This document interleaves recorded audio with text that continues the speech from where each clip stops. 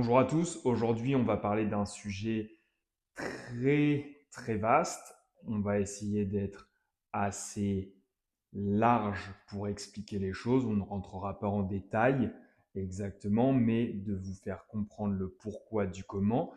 Je vais parler du sujet de la lombalgie et c'est un sujet qui touche aussi bien les sportifs dans le CrossFit que les patients dans la vie de tous les jours. Let's go!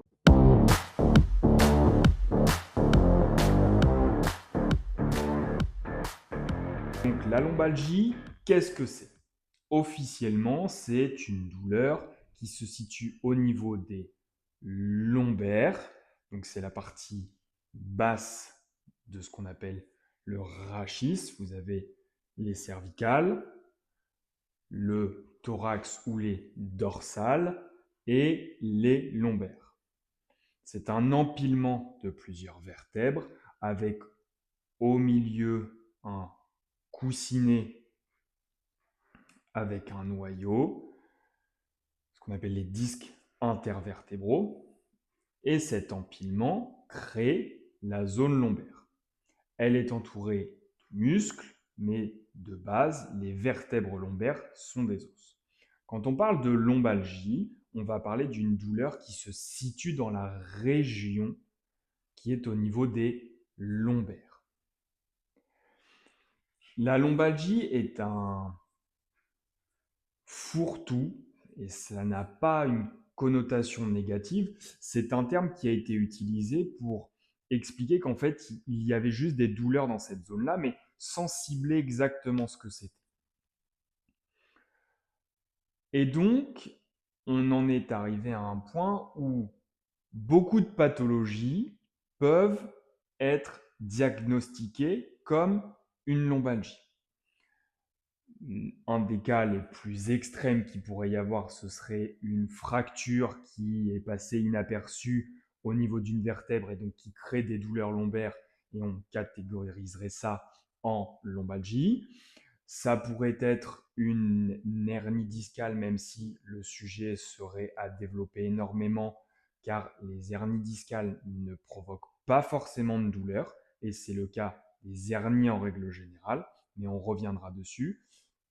Dites-vous bien, pour faire une parenthèse, qu'une hernie n'est pas forcément prédictive de douleur. Une hernie est problématique si vous avez une perte de sensibilité, une perte de force motrice, ainsi que des pertes urinaires ou fécales, quand on parle d'une hernie au niveau lombaire.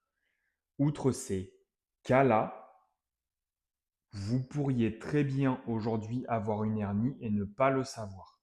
L'hernie n'est pas prédictive de douleur. Je ferme cette parenthèse. Donc, une possibilité de tension musculaire sur la zone, mais aussi une possibilité de tension musculaire sur une zone autre que les lombaires qui viendrait provoquer une douleur à ce niveau, ce qu'on appelle des douleurs référées. Donc, elles ne sont pas imputées vraiment à la zone, mais elles proviennent d'autre part et se localisent au niveau lombaire.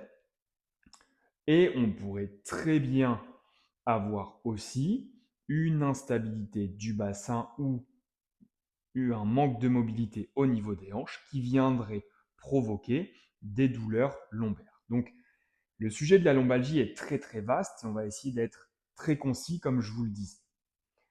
Ce que je veux que vous compreniez, premièrement, et je l'ai déjà expliqué sur une vidéo qui parlait des genoux, c'est que énormément de personnes aujourd'hui ont une amnésie des fessiers, une incapacité à contracter leurs fessiers. Et donc, qui dit incapacité à contracter les fessiers dit forcément impact sur un autre endroit.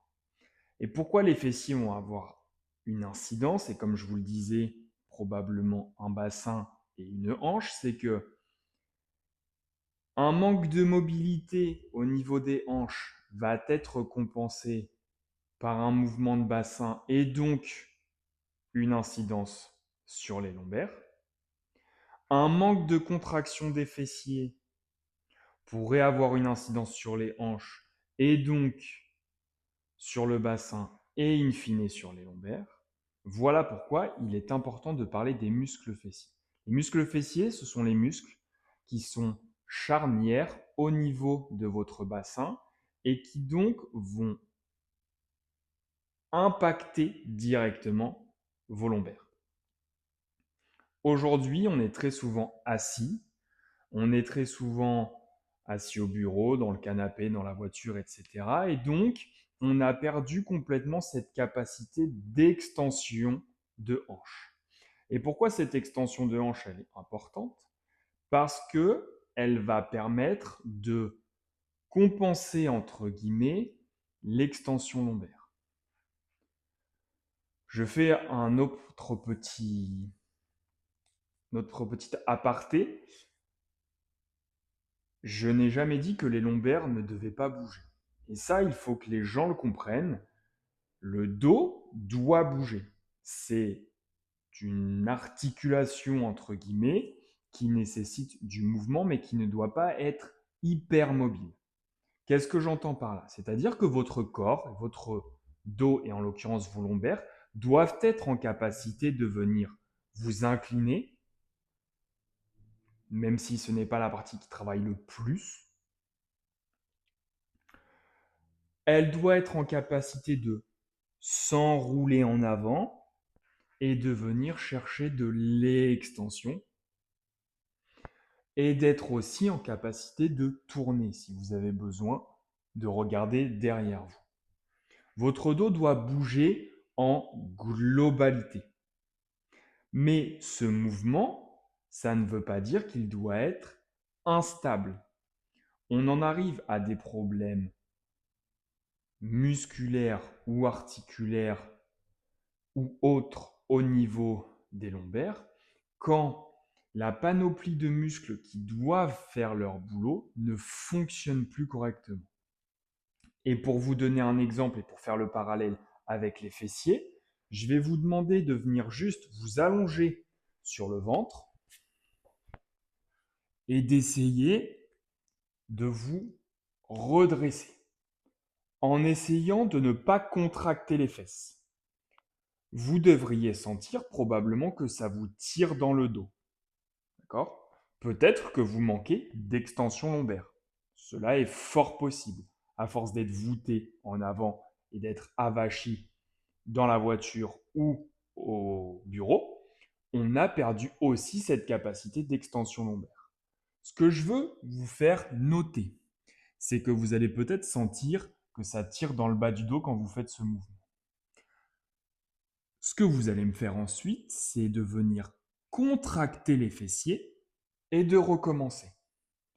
Et vous devriez sentir tout de suite que l'impact au niveau de votre dos est beaucoup moins présent.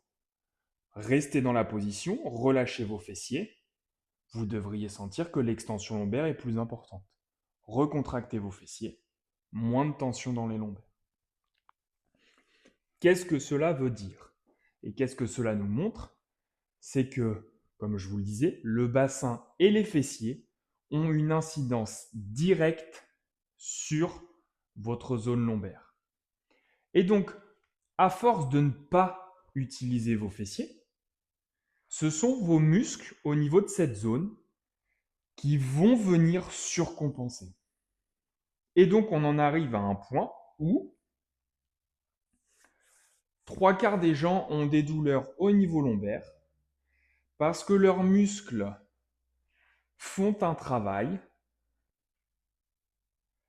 que les muscles fessiers ne font plus. Il y a tout un tas d'autres causes, mais essayez déjà d'observer ça. De plus, je vous ai dit, les lombaires doivent bouger, mais ne doivent pas être instables. Si déjà le socle en dessous n'est pas stable avec les fessiers, n'est pas fort, il va y avoir un mouvement anarchique qui va se créer.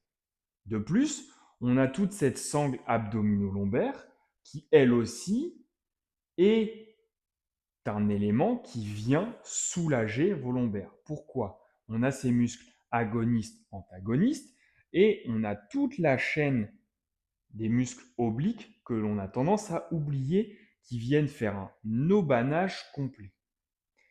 Et donc, quand vous venez faire des mouvements d'inclinaison et de rotation, il y a aussi une incidence directe sur la zone lombaire. Mais comme les fessiers, la sangle abdominale de la plupart des gens est déficitaire. Et donc, les gens ne travaillent que sur un point de référence. Ils ne viennent plus travailler qu'avec les muscles des lombaires et donc une surcharge de mouvements, de répétitions, surcharge autre à force de faire certains mouvements, et on en arrive à un point de telle tension, de telle surcharge sur cette zone, parce qu'il n'y a qu'elle qui travaille, que les gens en arrivent à se faire des lumbagos ou des lombalgies aiguës en se relevant juste d'avoir fait leur lacet. C'est pour ça que vous avez entendu très souvent qu'il ne fallait pas s'enrouler en avant. C'est entièrement faux et le problème ne vient pas du fait de se pencher en avant. Il vient du fait que vos lombaires travaillent parce que le reste de votre corps ne travaille pas correctement. Donc, je voulais faire cette vidéo pour vous expliquer qu'il était important de travailler vos fessiers et votre sangle abdominale. Et quand je parle des fessiers, l'idéal serait de travailler toute votre chaîne postérieure. D'accord? Donc, qu'est-ce que vous pouvez mettre en place très facilement pour retravailler cette stabilité et ces fessiers? Deux exercices très simples que vous pouvez faire qui sont le lever de fesses sur une jambe en venant chercher à uniquement travailler sur le fessier. Donc pour ça, vous rentrez le ventre et vous basculez votre bassin en arrière. Et vous poussez dans la fesse. Un autre exercice très bien pour réapprendre à stabiliser en gainant, c'est ce qu'on appelle le bird dog, vous obligeant à garder une position neutre de la colonne, à contracter vos fessiers, sans défixer le gainage que vous avez.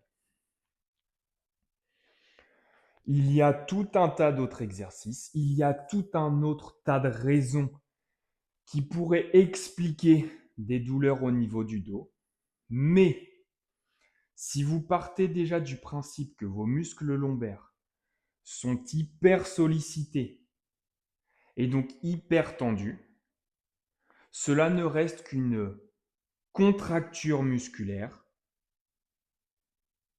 et donc elle peut être travaillée différemment en venant la relâcher musculairement, soit avec du massage, soit de l'automassage. Donc prenez une balle de tennis et venez masser la zone douloureuse. Ça va faire mal, certes, mais c'est une zone de tension musculaire. Et ensuite, en venant réintégrer du musculaire et de la mobilité sur toutes les zones qui ne fonctionnaient pas correctement. C'est-à-dire toute la sangle abdominolombaire qui nécessite de retravailler correctement et votre zone hanche-fessier qui elle aussi manque de stabilité. Si vous avez compris ça, vous allez probablement régler une grosse partie de vos lombalgies qui sont récurrentes. Les gens qui viennent et qui disent « Ah, je me suis encore fait mal au dos », généralement, ça n'est pas un énorme problème. Ils n'ont pas chuté, ils n'ont pas de vraie compression nerveuse associée à une hernie ou quoi que ce soit. Ils n'ont pas de fracture. C'est une zone de tension due à une sursollicitation de la zone. Mettez ça en place. Faites le petit test allongé de contraction des fessiers. Mettez ces deux exercices en place pour réactiver vos fessiers et votre gainage. Et vous me dites ce que ça donne. Je vous attends en commentaire. Vous likez, vous partagez, vous republiez. Sur ce, on se dit à la prochaine. Ciao!